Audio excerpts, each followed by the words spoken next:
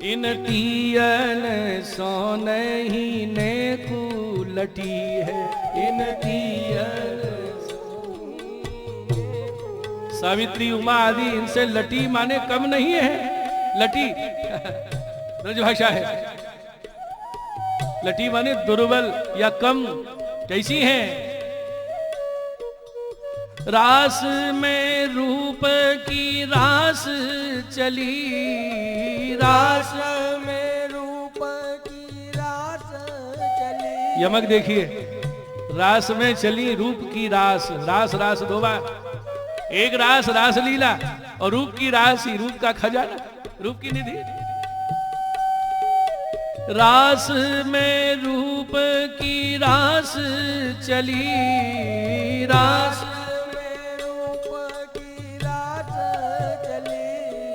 श्याम सुजान नचान नटी है, श्याम सुजान। श्याम में श्लेष है। श्याम के दो अर्थ हैं, श्याम माने कृष्ण और श्याम माने गुरु गोविंद सिंह जी की छाप। श्याम सुजान नचान नटी है, जो सुजान बड़े चतुर हैं, श्याम सबको नचाते हैं, उनको नचावे वाली रास में पधार रही है। क्या भाव है? रास में रूप की रास चली, रास में रूप की रास चली। श्याम सुजान नचान नटी है, श्याम सुजान नचान नटी। स्वयं भी नाचेंगी तो सुजान कृष्ण को भी नचाएंगी। भानु सुता प्रभुता सो भरी, भानु सुता प्रभुता सो भरी। मानो चंद्र को चंद्र कला प्रगटी है, चंद्र चंद्र कला प्रगटी है। बोलिए कृष्ण कन्हैया लाल की। अब ये साहित्यिक इन भक्तों के, इनके उद्गारों में अगर अपन भ्रमण करने लगेंगे ना, तो आज का दिन भी इसी में पूरा हो जाएगा। आइए अपने विषय पे। हमें अष्टछाप के प्रति जो सबके हृदय में आदर रहा है, जो कृष्ण रस रसिक हैं और ब्रजभाषा के जो प्रेमी हैं, उनके हृदय के उद्गार अष्टछाप के लिए ऐसे ऐसे निकले हैं कि हमारे पोषक ये अष्ट सखा हैं, हमारे वल्लभाधीश, हमारे विठलेश युग दृष्टा है। देखिए, आचार्य चरणों की मातृभाषा तेलुगु है, और पंडितों के साथ जब शास्त्रार्थ हो तो भाषा संस्कृत, देववाणी, ग्रंथ रचना संस्कृत में। प्रभु शरण श्री विठलनाथ जी सारे ग्रंथ संस्कृत में, कोई ब्रजभाषा की रचना नहीं मिलती है? लेकिन मंदिर में विराज रहे हैं श्रीनाथ जी के सामने, नवनीत प्रिया जी के यहाँ का प्रसंग है, नवनीत प्रिया जी के सामने श्रीनाथ जी का प्रसंग है। हाँ, सब बालक विराजे हैं, श्रृंगार धरा रहे हैं और चर्चा हो रही है। तो श्री विठलनाथ जी ने तेलुगु भाषा में कुछ बात कही, तेलुगु में मातृभाषा है, तो उत्तर श्रीनाथ जी ने ब्रज भाषा में दियो। श्रीनाथ जी तो सब भाषा में हैं, तेलुगु भाषा का उत्तर तेलुगु में दे सकते हैं, लेकिन जब उत्तर ब्रज भाषा में दिया तो विठलनाथ जी आज्ञा कर रहे हैं, आज से अपरस के भीतर जब आ गए मंदिर में, ब्रजमंडल में, गोकुल गोवर्धन में, यहां भीतर की भाषा ब्रज भाषा हो। जब बाहर कोई पंडित शास्त्रार्थ करने आए, शास्त्र चर्चा हो तो देववाणी संस्कृत, लेकिन जब हम ठाकुर के सामने हैं तो यहाँ की भाषा ब्रज भाषा हो। अति प्रिय है ठाकुर जी को। इसके प्रेरक प्रथम श्री वल्लभाधीश है। कौन कहता है महाप्रभु जी के मुख से ब्रजभाषा प्रकट नहीं हुई है?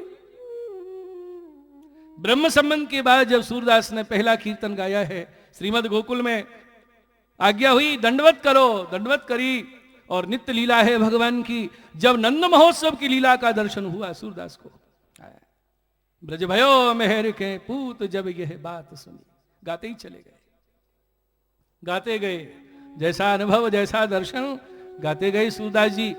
जब बाद में गाया तब घर घर भेरी मृदंग पटह निशान बजे, बांधी बंदन बार और ध्वज कलश सजे।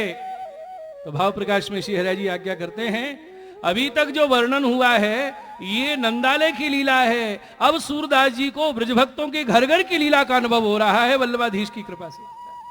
और ब्रजभक्तों के घर की लीला प्रकट करने की बात नहीं है, अभी तो दरवाजे का वर्णन है। घर घर भेरी मृदंग पटह निशान बजे, नगार खाने पे बज रहे हैं। और बानी बंदनवार, ये द्वार की शोभा का वर्णन है। अभी भीतर की शोभा का वर्णन करेंगे। आज इतना ही अनुभव बहुत है। और श्री महाप्रभु जी ने सूरदास जी के अधरों पर हस्त धर दिया, वाणी बंद हो गई। जो दर्शन हो रहा था वो सब त्रोहित हो गया। अब कीर्तन के खेल में की बात। जय हो। कल जो उदाहरण के रूप में कीर्तन गा दिया था ना सूरदास का, आपको लगा होगा ये क्या गा दिए सूरदास, कहां तो गोसाई जी टोके हैं सबको, और सूरदास ऐसा गा दिए। किन तेरो गोविंद नाम धर्यो है, कल सुना ना आपने। सूर की बेर निठुर हो बैठे जन्मंद करो। ये कीर्तन का उदाहरण केवल इसलिए दिया गया था कि सूरदास जन्म से अंधेरे हैं, लेकिन ये पद ब्रह्म संबंध से पूर्व की रचना है। ये ब्रह्म संबंध से पहले की रचना है, ध्यान देना। ब्रह्म संबंध के बाद तो श्री गोसाई जी ने टोक की है। बोलो गोवर्धन नाथ की। टोक के तो बहुत उदाहरण है, टोक दिए। चतुर्दास जी का विवाह हुआ श्रीनाथ जी की आज्ञा से, और विवाह के कुछ दिन बाद उनकी पत्नी हरिशरण हो गई। तो श्रीनाथ जी रोज चिड़ा में धरे जो कर ले, दूसरो ब्याह कर ले। कृपानाथ पहलो ब्याह करके मैंने कहा पायो, बस अब वो जंजाल में मत डारो। तो एक से कही जाको ब्याह कराए दे, दूसरा विवाह करवाया। भगवान की प्रसन्नता में भक्तों की प्रसन्नता। अब सखा मंडली में बैठे हैं, चतुर्दास जी सामने आए और श्रीनाथ जी तारी बजाए के हंसे। देखो ये भगवती कुम्मन दास को बेटा है, धर्म पत्नी गए कछु दिना नायब है, और याने दूसरा विवाह कर लियो। रोज चिड़ा में ठाकुर जी ताली बजा बजा के हंसी करे। तो एक दिन, 2 दिन, 4 दिन, एक दिन चतुर्दास जी के हृदय में सख्य आवेश पैदा हो गया और उत्तर दे दिया। क्या बोले, अरे हमने ब्याह कर लिया तो रोज चिढ़ाओ, और तुम ही तो ब्रजभक्तन के घर घर जाए चोरी करो खेलो। जो ऐसी बात कही तो श्रीनाथ जी ये लाज लगी और गर्दन झुका के बैठे। सांझ को जब विठलेश प्रभु बैठक में विराज रहे हैं, दंडवत करके आए और पहले श्रीनाथ जी पधारे। आज चतुर्दास ने ऐसे कही है, वो आवे तो वासे कह दीजो, ऐसा नहीं बोले। इसी समय आए चतुर्दास जी। गोसाई जी पूछ रहे हैं, चतुर्दास तुमने ऐसे कही श्रीनाथ जी से? कृपानाथ रोज टोकते तो आज मैंने भी कह दिया। तो गोसाई जी रोक रहे हैं, चतुर्दास ये तो तुम्हारे भाग्य हैं जो तुमसे ऐसा बोल के खेल रहे हैं, सुख पा रहे हैं, उनको सुख लेने दो, तुम्हें ऐसी टोक नहीं करनी चाहिए। ता दिन से श्रीनाथ जी रोज हंसी करते चिढ़ाते, लेकिन चतुर्दास ने कभी टोक नहीं किया। क्या क्या प्रसंग है ये। ऐसे ही गोविंद स्वामी को टोके, पर वो प्रसंग बड़ा विचित्र है। कांकरी मारी श्रीनाथ जी के, श्रृंगार हो रहे हैं, श्रीनाथ जी मारे, 1 मारी, 2 मारी, 3 मारी, कहीं 3 का प्रसंग है, कहीं 8 का प्रसंग है। कांकरी मार के खेल रहे हैं और गोविंद स्वामी कीर्तन गा रहे हैं, क्योंकि श्रृंगार के समय चतुर्दास जी और गोविंद स्वामी को आज्ञा थी तुम ठाड़े है के कीर्तन करो। श्रृंगार टेरे में होता है, भोग टेरे में आते हैं, लेकिन जिनके लिए टेरा ठाकुर जी हटा दें वो तो उस स्थिति से ऊपर उठ गए ना।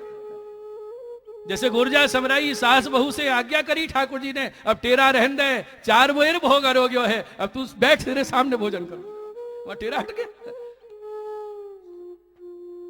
तो जब बार बार कंकरी मारी तो एक उठा के गोविंद स्वामी ने जो दी मारा। श्रीनाथ जी बिज के, गोसाई जी ने देखा ये ठाकुर जी को कंकरी मार रहे हैं, कौन देखे तो गोविंद स्वामी ने कंकरी मारी। गोविंदास ऐसा नहीं चाहिए, ये कहा किया ठाकुर जी को कंकरी मारी। तो वार्ता में लिखा है, सो सुन के गोविंद स्वामी चुप कर रहे, कुछ नहीं कही कि आज भी ऐसा नहीं करूं, ये नहीं, क्योंकि उस समय गोविंद दास के अंदर पूर्ण आवेश श्रीदामा सखा का भाव। जब वो आवेश रहा कुछ नहीं बोले, और जब उनको ये भाव, तो फिर दैन्य दास भाव पैदा हो।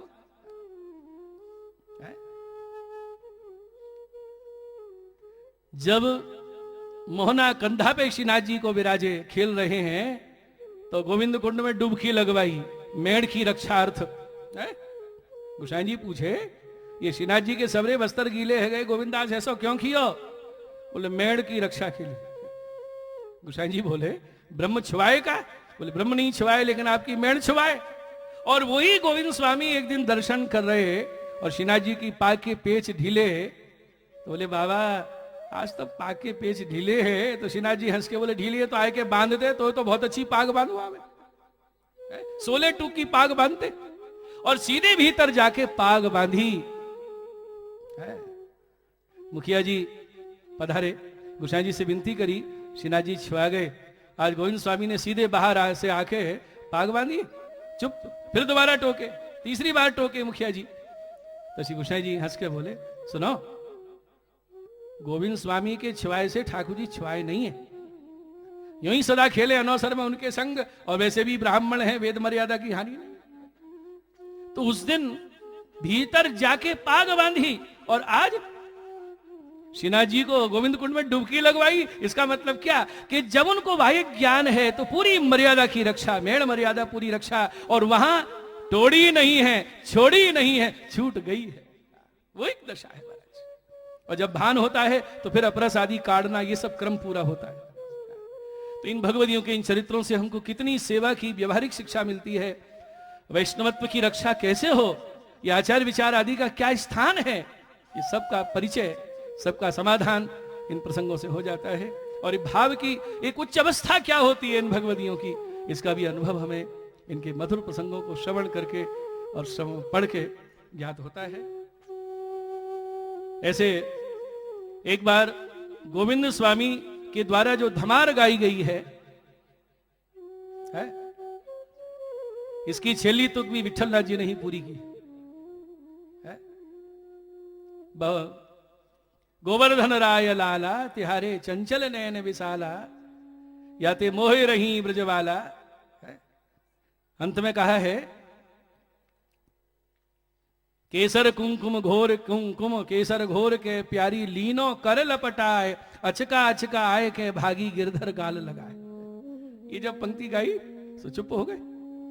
गोसाई जी आज्ञा करे गोविंदास गाओ ना। बोले कृपानाथ कहा गावे, धमार तो भाज गई। जब वो गुलाल लगाए के भाज गए और वो भी भाज गई, जब दोनों ही चले गए, लीला ही नहीं हो रही है सामने, तो गाऊं का? तब सैन कराए के ठाकुर जी को स्तुप को पूरा किया है श्री विठलनाथ जी ने। जरा विचार कीजिए, कहां तो ये गाते हैं तो उस पंक्ति में संशोधन नहीं करना पड़ता, जैसे और कभी लिखते हैं तो पीछे उसमें संशोधन करते हैं, यहां ये होना चाहिए। इनके मुख से जो प्रकट हो गया वो सिद्ध वाणी। और जब सामने लीला नहीं हो रही है तो एक पंक्ति नहीं लिखी जा रही, एक पंक्ति नहीं गाई जा रही। ये प्रमाण है कि उन्होंने जो देखा, जो अनुभव किया, वही हृदय से प्रकट हुआ है। गोसाई जी ने तो पूरी की है। एह विद होरी खेलही ब्रजवासिन संग लाय, श्री गोवर्धन धर रूप पे जन गोविंद बलि बलि जा।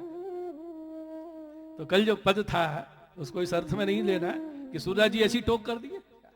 ये उनकी ब्रह्म संवत से पूर्व की रचना है। इन भक्तों ने पूरी सेवक धर्म की मर्यादा रखी है।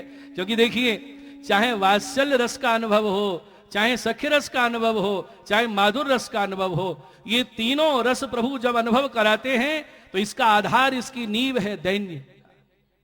उसी के ऊपर ये टिक पाते हैं। और भक्त में से यदि वो दैन्य तिरोधान हो जाए तो ये कहां टिकेंगे जाके?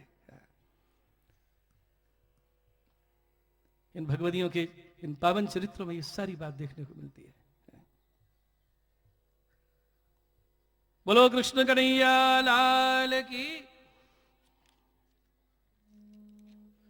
परमानंद जी के इन कीर्तनों का परमानंद सागर संग्रह देखकर अष्टछाप पदावली के संपादक डॉक्टर सोमनाथ जी शुक्ल, उन्होंने बहुत बढ़िया बात कही है कि अभी तो सेहरा सूर के सर है। संभव है परमानंद दास जी का संपूर्ण काव्य विद्वानों के, साहित्यकारों की दृष्टि में आ जाए तो ये निर्णय करना सबके लिए कठिन हो जाएगा कि वात्सल रस के सम्राट सूरदास हैं कि परमानंद दास भी हैं। सबकी दृष्टि में नहीं आया था, इसलिए ऐसा कहा है। जैसे अन्य अन्य समकालिक भक्तों के उद्गार कल हमने सुने, पीछे के बहुत अच्छे एक हिंदी के कवि श्री वियोगी जी हरि, क्योंकि ये हिंदी भाषी प्रांत नहीं है ना, इसलिए थोड़ी सी आपको असुविधा होती होगी। योगी हरि जी ने बहुत ही विनम्र भाव से परमानंद दास जी को स्मरण किया है। क्या प्राचीन, क्या अर्वाचीन, क्या आगे के सभी ने उनको वंदन किया है। ये छप्पे श्री वियोगी जी हरि द्वारा परमानंद दास जी के लिए गाया गया है। ब्रजलीलामृत रसिक रुचिर पद रचना नेमी, गिरिधारण श्रीनाथ सखा वल्लभ पद प्रेमी, ब्रजरस मधुकर मत भावुकता भूषण, कविता रस संवलित नहीं जामे कछु दूषण,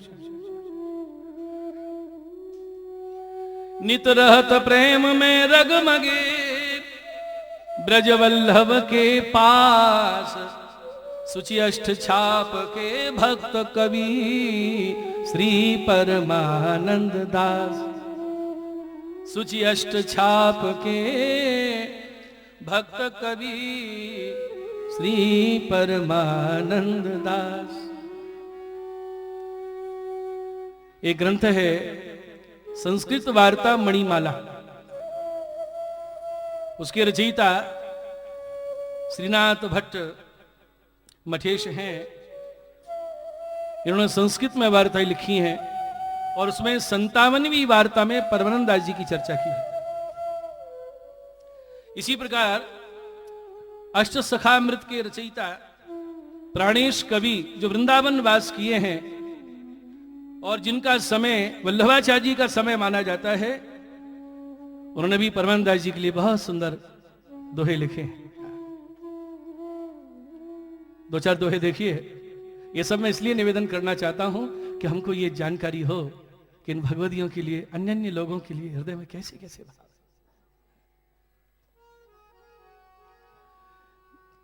द्विज कनौजिया प्राणपति, द्विज कनौजिया प्राणपति, कन्नौज जनक निवास, कन्नौज जनक निवास,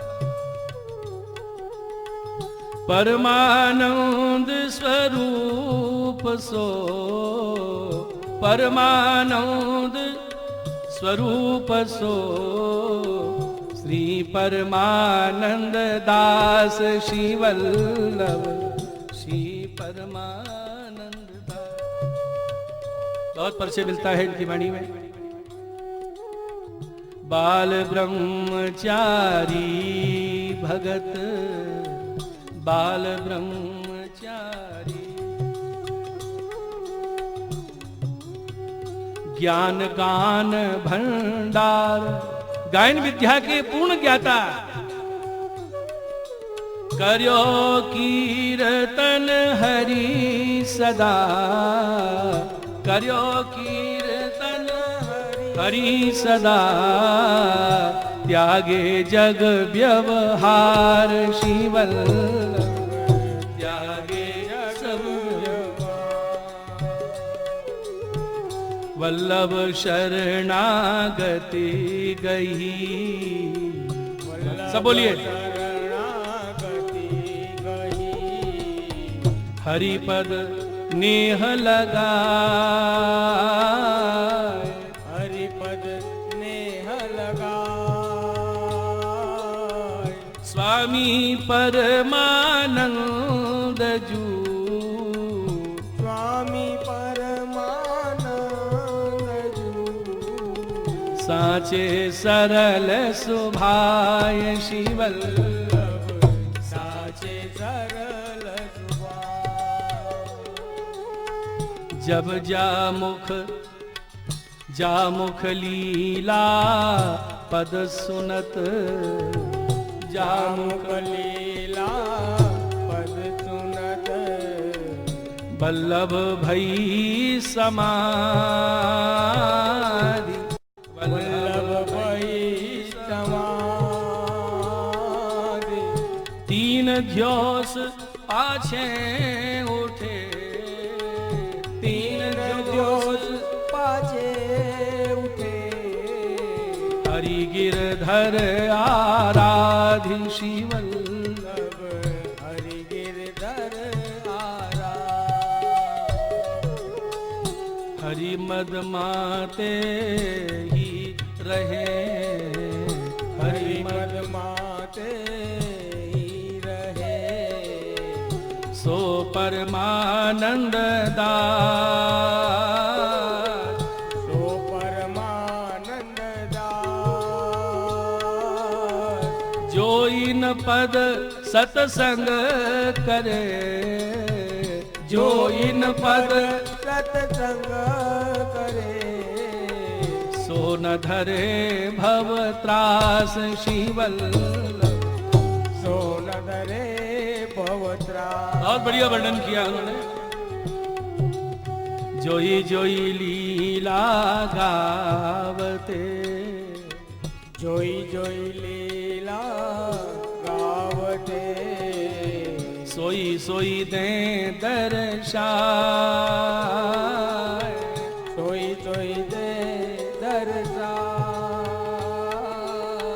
हरि लीला पद रचि रुचिर हरि लीला पद रचि रुचिर भय भगत सुखदाय शिवल्लभ भय भगत सुखदा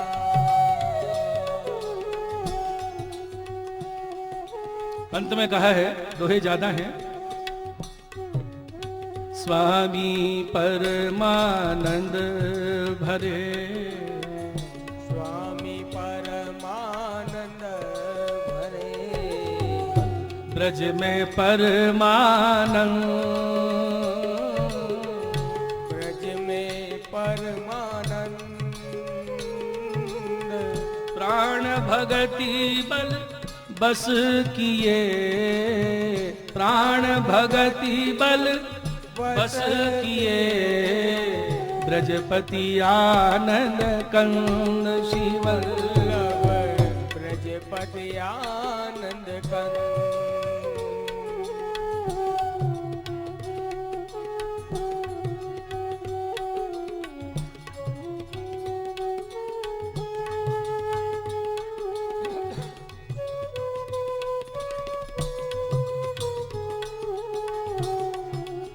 बोलो श्री वल्लभाधीश की।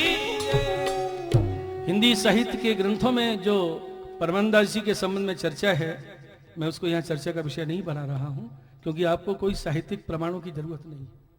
यहाँ सब लीला रस रसिक श्रोता बैठे हुए हैं। फिर भी आपके परिचय के लिए इतना संकेत है, फ्रेंच भाषा में गार्गी दत्तासी उन्होंने फ्रेंच भाषा में लिखा है भक्तों का परिचय, वहां भी परमानंदास जी की चर्चा है। शिव सिंह सेंगर लिखित प्रसिद्ध ग्रंथ है शिव सिंह सरोज, उसमें अष्ट सखाओं की चर्चा है।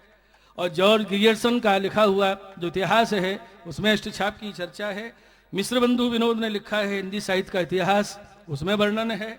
इसके अलावा हमारे हिंदी साहित्य के विद्वान जो आचार्य माने गए हैं, श्री रामचंद्र शुक्ल, पंडित अयोध्या सिंह उपाध्याय हरिऔध, डॉक्टर राम कुमार वर्मा, डॉक्टर हजारी प्रसाद द्विवेदी और आचार्य राम सिंह शुक्ल आदि सब ने जब हिंदी साहित्य के इतिहास को लिखा है तो वो अष्ट सखाओं का नाम स्मरण किए हैं, उनके साहित्य की चर्चा किए बिना रह नहीं सके।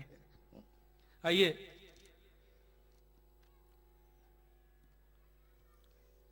हमारे संप्रदाय में दो महानुभावों के द्वारा बहुत अष्टछाप के ऊपर प्रकाश डाला गया है। एक श्री मट्टू लाल जी और दूसरे पूज्यपाल श्री द्वारकेश जी महाराज।